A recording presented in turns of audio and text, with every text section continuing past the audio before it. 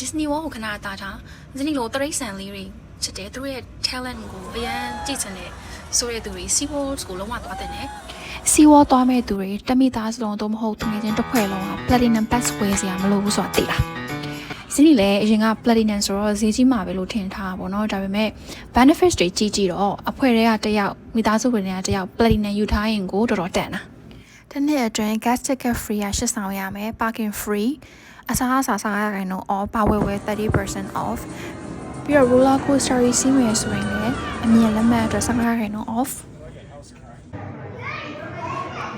ပြီးတော့ pass holder ကတစ်နှစ်လုံး unlimited သွားလို့ရတယ်เนาะ block tick လုံးဝမရှိဘူး Sea World တစ်ခုပဲလားဆိုတော့မဟုတ်ဘူး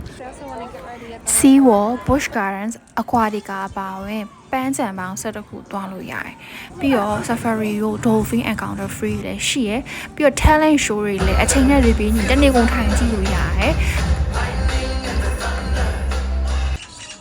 ပန်းခြံထဲမှာကွာရှောက်ဝိုင်းရဲဆိုရင်လည်းမိသားစုတက်ဝင်နေပါရေးဆိုင်မယ်ဆိုရင် photographer တွေတွေ့ရင်လည်း photo က free